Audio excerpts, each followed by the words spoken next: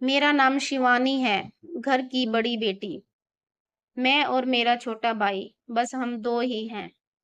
Mummy daddy मेरे बहुत अच्छे हैं, मुझे बहुत सपोर्ट किया, जितना चाहा मुझे पढ़ाया।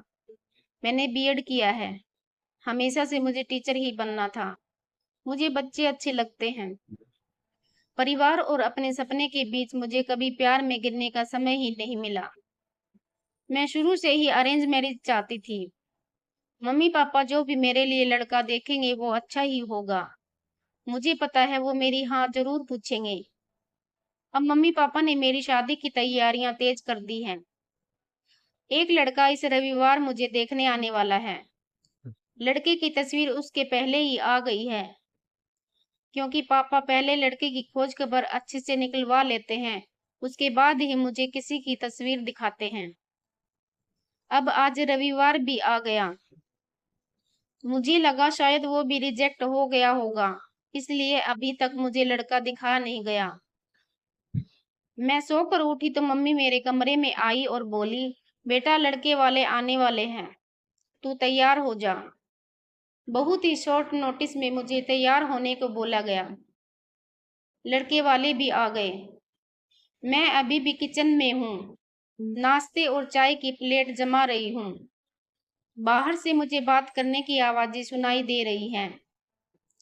कुछ ही मिनटों के बाद मम्मी की आवाज आई। मैं बाहर ट्रे लेकर गई। ट्रे रखकर मैंने सबसे पहले उसके मम्मी और पापा को नमस्ते किया। फिर मैंने उसकी तरफ देखा। सच बोलूं तो लड़का बहुत स्मार्ट था। सिंपल शर्ट और जींस में आया था। चेहरे पर एक मासूमियत थी।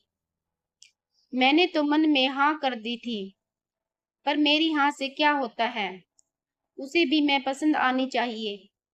फिर घर वालों ने बोला कि बेटा अकेले में कुछ बात करनी हो तो कर लो।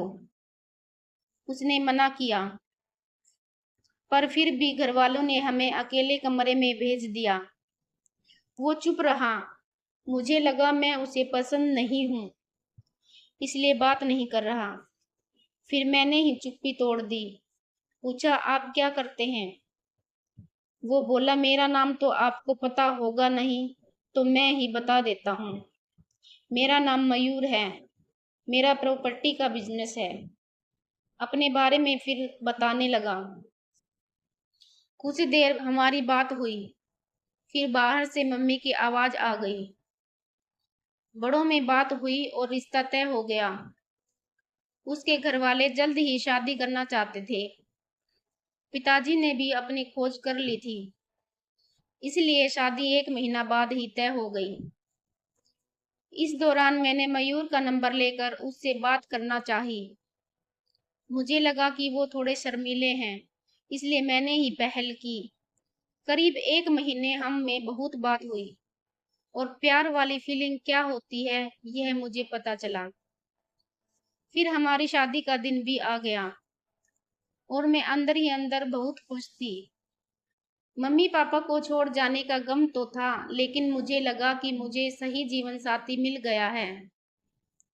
सुहाग रात आ गई। मैं थोड़ी घबराई हुई बैठी थी। वो आए और मेरी तरफ देखा। मैंने भी हल्की सी स्माइल पास की। मयूर ने कुर्ता पहन रखा था। वो थोड़े घबराए लग रहे थे। मुझे लगा जैसे मैं नर्वस हूँ, शायद वो भी इसी तरह होंगे। मयूर अब बाथरूम गए और कुर्ता चेंज करके आए। फिर मयूर आकर बोले कि बहुत थक गई होगी शायद, आज आराम कर लो। मुझे लगा वो भी थके हैं, इसलिए मैंने ज्यादा सवाल जवाब नहीं किए। अगली सुबह वो बाथरूम में फ्रेश होकर नहाकर और कपड़े भी अंदर ही चेंज करके आए। मुझे थोड़ा अजीब लगा।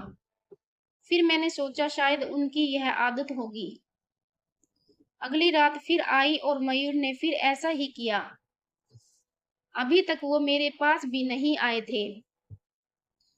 अब मुझे लगा कि मयूर कुछ छुपा रहे हैं, क्योंकि उसके चेहरे पर साफ दिखाई दे रहा है। अगली रात जब वो बाथरूम से कपड़े चेंज करके आए तो मैंने उन्हें टोक ही दिया। आप क्या छुपा रहे हैं? कुछ बात है तो आप मुझसे कह सकते हैं। वो बोले, बात तो है, जल्द ही तुम्हें पता चल ही जाएगी, पर तुम्हें शायद बुरा लगेगा। मैंने बोला, आप नहीं बताएंगे तो ज्यादा बुरा लगेगा। उन्होंने अपना शर्ट खोला और फिर उसे कुछ कहना नहीं पड़ा। मैं खुद ही समझ गई। उसके चेस्ट पर एक लड़की के नाम का टैटू था, रिया। अब मैं चुप हो गई और चुपचाप बेड के एक साइड पर सो गई। वो मुझसे बात करने की कोशिश करना चाह रहे थे, लेकिन फिर वो भी बेड के दूसरी साइड पर सो गए। अगले दिन मेरा मुंह उतरा हुआ था। मुझे इस बात का ज्यादा दुख था कि उसने मुझसे यह बात छिपाई। हाँ, हमें कम समय मिला, लेकिन फिर भी इतना समय था कि वो मुझे बता सकते थे। अगली रात वो फिर कमरे में आए। उसके आने के पहले ही मैं बेड के साइड पर सो चुकी थी। उन्होंने मुझे मेरी बाह पर हाथ लगाया और बोला, तुम चाहो तो हम बात कर सकते हैं। मैंने बोला, अब क्या बताओगे? वो बोले कि मैं उस लड़की से प्यार करता था, लेकिन रिया को हमेशा से विदेश में शिफ्ट होना था, इसलिए जब उसे मौका मिला तो वो चली गई। मैंने पूछा, वो तुम्हें छोड़कर किसी और के साथ चली गई? वो बोले, हाँ। मैं चाहता तो यह टैटू को साफ करवा लेता, लेकिन मैंने सोचा पहले तुम्हें बताऊंगा। तुम्हारी बातों से मुझे लगा था कि तुम समझोगी। फिर वो चुप हो गए। मैंने बोला, तुम मुझे शादी के पहले भी बता सकते थे। वो बोले, अगर मैं बताता तो क्या तुम शादी नहीं करती? और अगर अब भी तुम जाना चाहो तो जा सकती हो, मैं कुछ नहीं कहूंगा। उस रात मेरा गुस्सा पता नहीं कहाँ चला गया, लेकिन थोड़ा डर भी था, कहीं फिर से झूठ तो नहीं बोल रहे मासूम शक्ल बनाकर। मैंने कुछ जवाब नहीं दिया। लगभग 3 महीने तक हमारी बात नहीं हुई। मैं भी अपने पापा की तरह उनकी परीक्षा ले रही थी। फिर एक रात मैंने उससे पूछा, उस लड़की से ज्यादा प्यार करोगे मुझे? वो बोले, वो तो उसी रात हो गया था जब तुमने सच सुनने के बाद मुझे माफ कर दिया था। मैंने बोला, मैंने कब बोला कि मैंने माफ कर दिया? वो बोले, तो अब बोल दो। उनकी मासूम शक्ल ने मुझे उसके गले लगने पर मजबूर कर ही दिया। मुझे सच में अच्छा पति मिला है। आखिर अच्छे लोगों के साथ अच्छा होता है। तभी इनको रिया नहीं मिली। आपको यह कहानी कैसी लगी? हमें कमेंट कर जरूर बताएं।